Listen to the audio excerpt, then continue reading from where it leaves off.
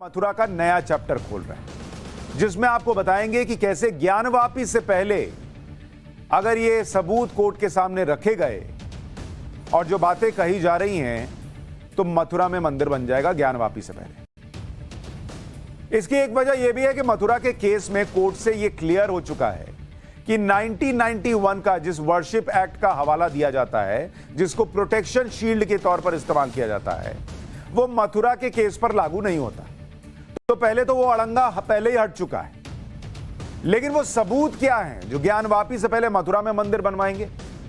आज मथुरा के चैप्टर में आपको उनके बारे में बताऊंगा। इससे पहले मथुरा का जो चैप्टर हमने आपको दिखाया था उसमें मैंने आपको बताया था कि जब मुगल बादशाह औरंगजेब ने 1669 में काशी विश्वनाथ समेत सभी मंदिरों को तोड़ने का फरमान दिया, तो उसके एक साल के बाद यानी 1670 में औरंगजेब ने मथुरा के मंदिरों को तोड़ने का अलग से फरमान दिया। यानी 1669 में काशी विश्वनाथ का मंदिर टूटा और 1670 में एक साल बाद मथुरा का मंदिर तोड़वाया गया और उसी औरंगजेब ने तोड़वाया। इसके बाद मथुरा में कृष्ण जन्म स्थान पर बने प्राचीन मंदिर की लोकेशन पर ईदगाह मस्जिद बनाई गई, यह भी कहा गया। अब इसके आगे के बारे में आपको बताता हूं। 1670 से अब हम चलते हैं 1707 पर, जब औरंगजेब की मौत हो गई और उसके बाद 1777 में मराठा शासकों ने गोवर्धन के युद्ध में जीत हासिल करके आगरा और मथुरा ये दोनों अपने कंट्रोल में ले लिया। मराठा शासकों ने कृष्ण जन्म स्थान के प्राचीन मंदिर समेत पूरे जो कटरा केशव देव इलाका है उसकी जमीन को नजुल यानी सरकारी जमीन घोषित कर दिया। पूरी जमीन को मराठा शासन के समय ईदगाह मस्जिद में अजान देने वाला जो मुअज्जिन होता है वो भी ईदगाह मस्जिद छोड़कर चला गया, दूसरी जगह चला गया। उसको पता है ये सरकारी जमीन हो गई, दिक्कतें आ सकती हैं, तो चला गया, छोड़कर मस्जिद छोड़कर चला गया।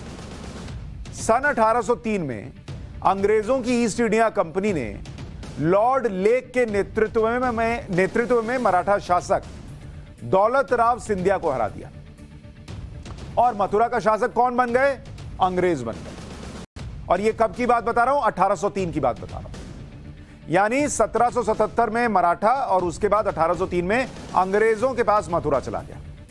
लेकिन मथुरा का शासन अंग्रेजों को मिलने के बाद भी कटरा केशव देव की जमीन, जिसे सरकारी जमीन घोषित किया गया था मराठाओं के वक्त, वो सरकारी जमीन के तौर पर ही बनी रही।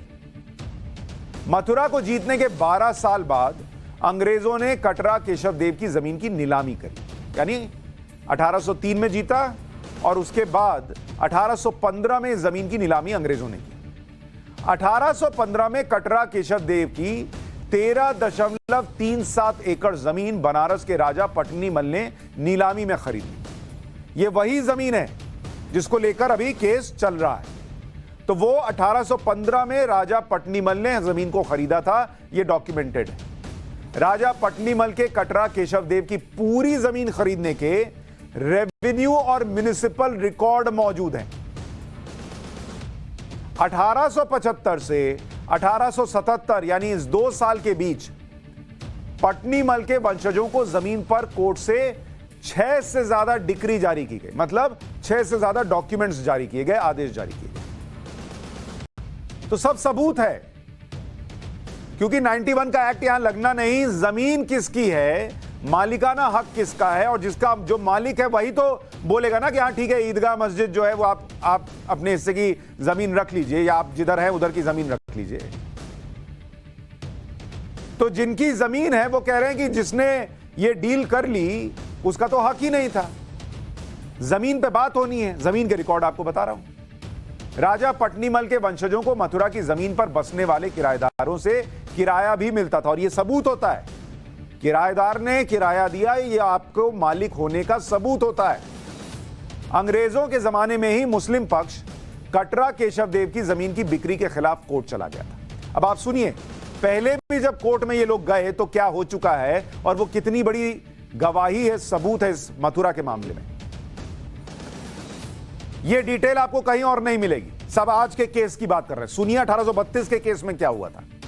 1832 में ईदगाह मस्जिद के मुअज्जिन जो अजान लगाता था, जो छोड़ के चला गया था, वो 1832 में मुअज्जिन अताउल्लाह खातिब ने कटरा केशव देव की जमीन बिक्री रद्द करने और मस्जिद को रिपेयर करने की अर्जी लगाई कि भाई ये जो बिक्री है, ये जो आपने दी है जमीन, ये कैंसिल कर दीजिए। लेकिन ये केस खारिज हो गया उस मुअज्जिन का। किस आधार पर खारिज हुआ? कि मराठा शासन के दौरान मुअज्जिन मस्जिद छोड़कर भाग गया था। तो ये केस खारिज हो गया कि जब तुम वहां रह नहीं रहे थे, तुम तो मस्जिद छोड़ के भाग गए थे, तो तुमको क्या पता मालिकाना हक किसका है नहीं है। तो वो केस 1832 वाला खारिज हो गया। वहां मुस्लिम पक्ष जो है वो पहले एक बार मुंह की खा चुका। ये पहली बार केस हुआ था उस जमीन को लेकर। अब आपको बताता हूं 1897 में अहमद शाह नाम के व्यक्ति ने कटरा केशव देव के पास रोड रिपेयर कर रहे गोपीनाथ पर केस कर दिया कि ये रोड क्यों बना रहा है, ये तो जमीन मुसलमानों की है। इस केस को भी मजिस्ट्रेट ने खारिज कर दिया और कहा कि यह साबित नहीं होता। ध्यान से सुनिए, 1897 में मजिस्ट्रेट ने केस खारिज किया अहमद शाह का और कहा कि यह साबित नहीं होता कि यह जमीन मुसलमानों की है। तो यह दूसरा मौका था जब यह जमीन मुसलमानों की नहीं है, यह कोर्ट में साबित हुआ। दो सबूत आपके सामने रख दिए जिसकी चर्चा कहीं नहीं हो रही। मथुरा विवाद में तीसरा केस आया और यह कब आया? यह आया 1920 में, जब अंजुमन इस्लामिया के सचिव काजी मोहम्मद अमीर ने कोर्ट में अर्जी दी कि मस्जिद की परिधि में कुछ पुराने अवशेषों पर पुजारी प्रहलाद नाम के व्यक्ति ने मंदिर बनाना शुरू किया और क्योंकि यह जमीन मुसलमानों की है और उनके अधिकार में है, इसलिए यहां बने मंदिर के हिस्से को गिरा दिया जाए। इस केस के फैसले में जज थे एच.जी. हार्पर। उस जज ने, एच.जी. हार्पर ने एक बहुत इंपॉर्टेंट ऑब्जर्वेशन दिया था। क्या दिया था?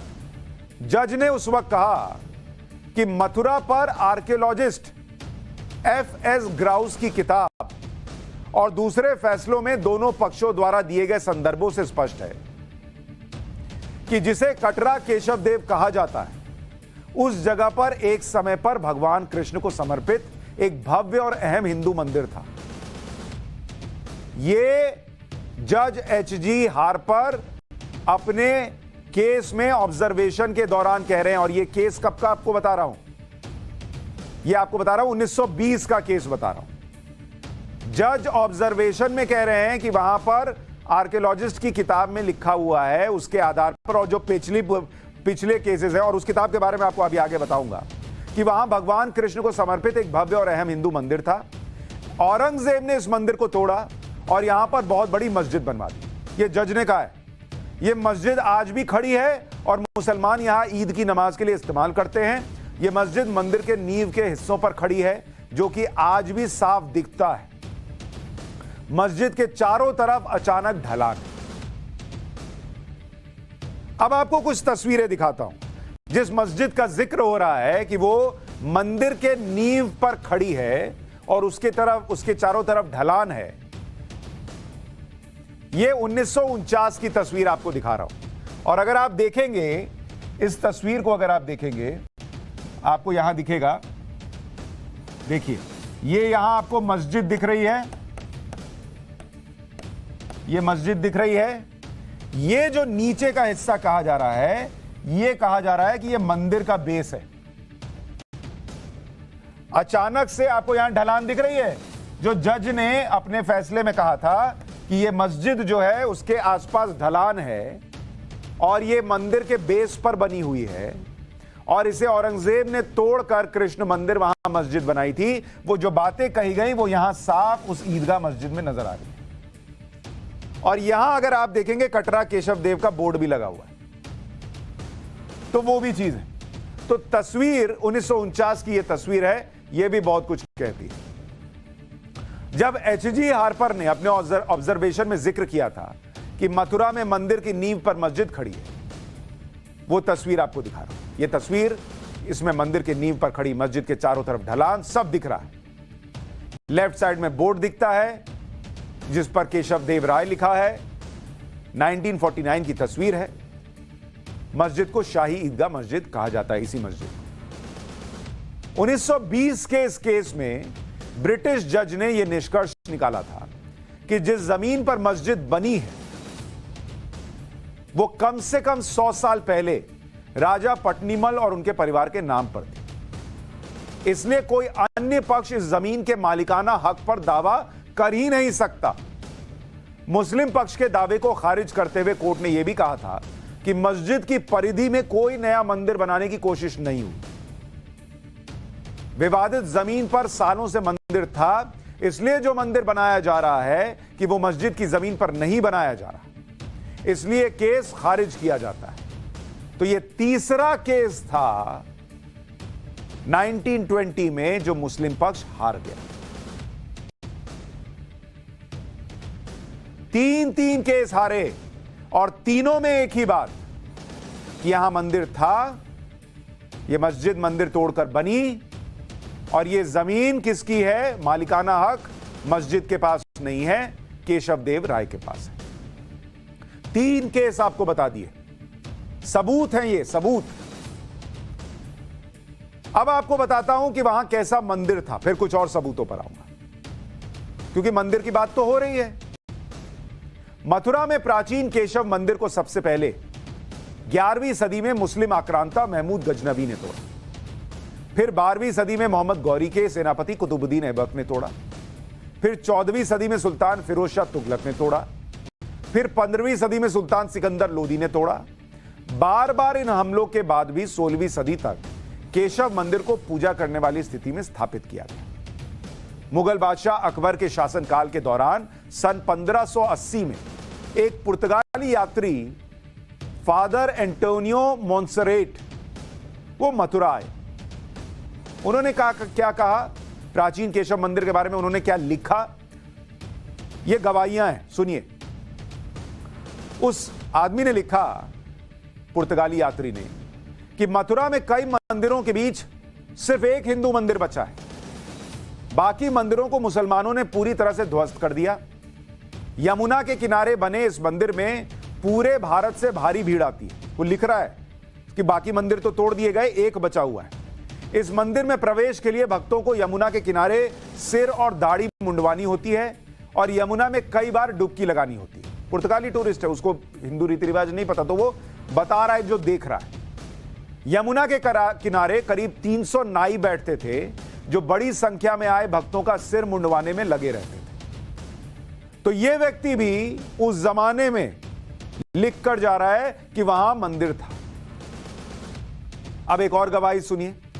17वीं सदी में केशव देव मंदिर का पुनर्निर्माण मुगल बादशाह जहांगीर के शासनकाल में बीर सिंह देव बुंदेला ने किया और मंदिर का पुनर्निर्माण शायद इसलिए संभव हो पाया क्योंकि बीर सिंह बुंदेला ने जहांगीर के कहने पर जहांगीर के पिता अकबर के करीबी अबुल फजल को मार दिया था। तो शायद इनाम के तौर पर कि चलो वफादारी निभाई तो इसको एक मंदिर बनवा देते हैं, वो हिसाब रहा होगा। जहांगीर ने अपनी आत्मकथा में लिखा है कि दक्कन से अबुल फजल को अकबर के दरबार में बुलाया गया है, उसे दरबार में आने से रोकना जरूरी है। उसके रास्ते में बीर सिंह देव का इलाका पड़ता है। मैंने संदेश भेजा है कि अगर बीर सिंह अबुल फजल को रोकेगा और उसे मार देगा तो बहुत अच्छा होगा। अच्छा हुआ कि अबुल फजल बीर सिंह के इलाके से निकला। बीर सिंह ने उसका रास्ता रोक लिया और एक छोटी लड़ाई के बाद बीर सिंह ने अबुल फजल को मार दिया और उसका सिर मुझे इलाहाबाद भेज दिया। यह जहांगीर ने अपनी आत्मकथा में लिखा है। और अबुल फजल कौन था? वो 9 रत्नों में से एक था, जो अकबर के 9 रत्नों में से। तो अपने पिता के खास, पिता कौन? अकबर। अकबर के खासम खास अबुल फजल को मरवाने के लिए उसने इस्तेमाल किया। जिस राजा का, उस राजा को यह मौका दिया कि वो वहां मंदिर का काम करवा दे। इसके बाद जब जहांगीर का राज आया तो उसने बीर सिंह को ओरछा का शासक बना दिया और बीर सिंह ने इस पूरे इलाके में अपनी धाक जमानी शुरू की। इसी में उसने मथुरा में केशव देव मंदिर का निर्माण करवाया। जहांगीर के समय के एक लेखक शेख फरीद भक्कारी ने बीर सिंह के बनवाए मंदिर के बारे में लिखा है। वो लिखते हैं कि बीर सिंह ने मथुरा में ऐसा मंदिर बनवाया, ऐसा मंदिर कि वो कयामत के दिन तक बना रहेगा। करीब 10 लाख रुपए उस जमाने में खर्च हुए। कुछ जगहों पर मिलता है कि इसके लिए 30 लाख 33 लाख भी खर्च हुआ। अलग अलग बातों का जिक्र होता है। कई बार उसने अपने वजन के बराबर सोना तौल कर दिया एक बार 1000 सिक्के और 1000 चांदी के लोटे ब्राह्मणों को दिए। फ्रांस के यात्री फ्रैंकोइस बर्नियर जो 1656 से 1668 के बीच भारत आया था, उसने 1663 में मथुरा के मंदिर को देखकर क्या लिखा था आपको पता है? यह एक और गवाही है। आज पाठशाला में आप सिर्फ गवाहियां सुनते जाइए जो इतिहास के पन्नों में दर्ज हैं, जो आपको सुनने को नहीं मिलेंगी, जो कहीं नहीं मिलेंगी। और ये गवाहियां चीख चीख कर कह रही हैं कि 91 का एक्ट लगना नहीं, जमीन का मालिकाना हक साबित हो ही जाएगा। ऐसे में ये गवाहियां बताएंगी कि वहां मंदिर था और फिर मंदिर बनने से कैसे रुकेगा, ये प्रश्न पूछेगी। तो जिस व्यक्ति के बारे में आपको बता रहा हूं, 1656 से 1668 के बीच फ्रैंकोइस बर्नियर फ्रांसीसी यात्री आया, उसने क्या लिखा सुनिए। उसने लिखा कि दिल्ली से आगरा के बीच कोई भी ढंग का कस्बा नहीं दिखा। दिल्ली से आगरा के बीच कोई ढंग का कस्बा था ही नहीं, जैसा कि फ्रांस में दिखते हैं। लेकिन मथुरा की बात अलग, जहां एक प्राचीन और भव्य मंदिर अब भी दिखता है। वो भी बता रहा है कि वहां प्राचीन और भव्य मंदिर दिखता है, किसी मस्जिद के बारे में नहीं बता रहा है। फ्रांस के एक कारोबारी जीन ट्रेवेनियर ने 1650 में मंदिर और मूर्तियों के बारे में लिखा था। उसने लिखा कि पूरे भारत में यह भव्य इमारतों में से एक है। इसे 5 से 6 कोस दूरी से देखा जा सकता है। इसे बनाने में लाल पत्थरों का इस्तेमाल हुआ है। मूर्तियों में काले संगमरमर की बनी एक मूर्ति का सिर दिखता है, जिसमें आंखें रूबी की तरह दिखती। सिर को छोड़कर बाकी मूर्ति लाल कपड़े में दिखती है। इसमें बांह भी नहीं दिखती। इस मूर्ति के अगल बगल में 2 फुट ऊंचाई के 2 और मूर्तियां दिखती हैं, लेकिन इन मूर्तियों के चेहरे सफेद हैं। काली मूर्ति किसकी? कृष्ण भगवान की। सफेद मूर्तियां उनके बड़े भाई और उनकी बहन की। 1650 में लिख कर गया है वो आदमी। इतने सबूत हैं मथुरा में मंदिर के निशान के। हमने पाठशाला के मथुरा चैप्टर में पहले भी किया था, जब चैप्टर 1 किया था, जिसको कोर्ट में सबूत के तौर पर रखा गया, कहा गया कि देखिए ये सब चीजें मिली हैं, मथुरा का मामला जो है सुना जाना चाहिए, और अब मथुरा का मामला चल भी रहा है। हमने उस दिन मथुरा चैप्टर में ब्रिटिश अधिकारी अलेक्जेंडर कनिंघम का जिक्र किया, जो एएसआई यानी आर्कियोलॉजिकल सर्वे ऑफ इंडिया के पूर्व डायरेक्टर जनरल थे और जिन्होंने मथुरा के बारे में विस्तार से लिखा। अलेक्जेंडर कनिंघम ने मथुरा के बारे में ब्रिटिश सिविल सर्वेंट और आर्कियोलॉजिस्ट एफएस ग्राउस की एक रिपोर्ट का हवाला दिया था, जो अभी एफएस ग्राउस बताया था ना आपको, कोर्ट ने जिसके बारे में कहा था। उस ग्राउस की रिपोर्ट में क्या लिखा था? उस ग्राउस की रिपोर्ट में लिखा था कि साल 1663 में केशव देव का मंदिर वहां मौजूद था। लिख रहा है रिपोर्ट में औरंगजेब ने कब तोड़वाया? 1670। यह कब का लिख रहा है? 1663 में, कि केशव देव का मंदिर मौजूद था। जब औरंगजेब मथुरा आया तो फरवरी 1669 में भव्य केशव देव मंदिर को तोड़ दिया गया। औरंगजेब ने भव्य मंदिर को तोड़कर मस्जिद बनवाई। इसके सबूत भी हैं।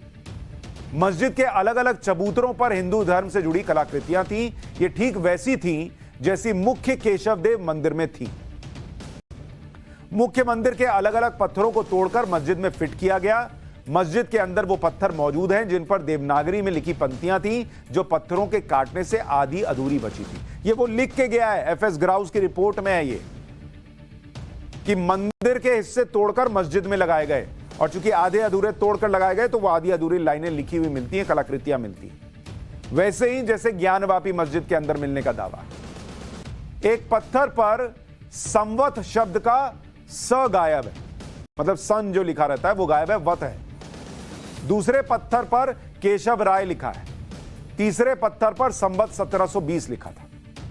संवत 1720 वर्ष 1656 और 1663 के बराबर था, यानी जब केशव देव मंदिर टूटा नहीं था, जिससे पता चलता है कि औरंगजेब के शुरुआती दौर में केशव देव मंदिर वहीं मौजूद था। मथुरा की जमीन को लेकर चले कोर्ट के सभी मामलों में यह साबित हो चुका था कि इस जमीन का मालिकाना हक राजा पट्नीमल और उनके वंशजों के पास था, जिसे उन्होंने नीलामी में अंग्रेजों से खरीदा था, और इस जमीन के किसी भी हिस्से पर मुसलमानों का कोई अधिकार नहीं था। यह हर केस में साबित हुआ। कोर्ट कह चुका है, दस्तावेज कह चुके हैं कि मुस्लिम पक्ष का उस जमीन पर कोई अधिकार नहीं। मंदिर को लेकर क्या बातें हैं वो मैंने आपके सामने रख दी। अब आगे सुनिए। 8 फरवरी 1944 को राजा पटनीमल के वंशज राय किशन दास ने कटरा केशव देव की पूरी जमीन के अधिकार पंडित मदन मोहन मालवीय, गोस्वामी गणेश दत्त और डॉक्टर भीखनलाल अत्रे को 13,400 रुपए में दे दिए। 8 फरवरी 1944 के जमीन सौदे के खिलाफ मस्जिद ईदगाह ट्रस्ट ने 1946 में पंडित मदन मोहन मालवीय और अन्य के खिलाफ सिविल केस फाइल कर दिया, लेकिन यह केस भी खारिज हो गया।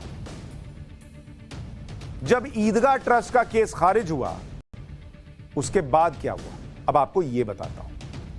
कटरा केशव देव की जमीन के असली खरीदार सेठ जुगल किशोर बिड़ला थे, जिन्होंने श्री कृष्ण जन्मभूमि ट्रस्ट का गठन किया। 21 फरवरी 1951 को जमीन के सभी अधिकार ट्रस्ट को दे दिए। श्री कृष्ण जन्मभूमि ट्रस्ट को जमीन देने के खिलाफ मस्जिद ईदगाह ट्रस्ट और कुछ अन्य मुसलमानों ने 1959 में केस कर दिया। वो केस भी खारिज हो गया। लेकिन बाद में जो समझौता हुआ उसमें ट्रस्ट ने नहीं बल्कि दूसरे पक्ष ने ये ईदगाह की जो जमीन है या ईदगाह जो मस्जिद है उससे समझौता कर लिया कि ठीक है वहां मस्जिद रहेगी। डॉक्यूमेंट सारे हैं। जमीन के मालिकाना हक को लेकर मुझे नहीं लगता कि कोई बहुत ज्यादा संदेह की गुंजाइश है। फैसला कोर्ट करेगा। सारी बातें हमने आपको बता दी। इतिहास के पन्नों में क्या है, मंदिर को लेकर क्या है, कोर्ट केसेस में क्या है, विदेशी टूरिस्ट ने क्या कहा है, सारी चीजें शीशे की तरह साफ है। 91 का एक्ट बीच में आना नहीं। कोर्ट सुनेगा, तय कर देगा क्या करना है।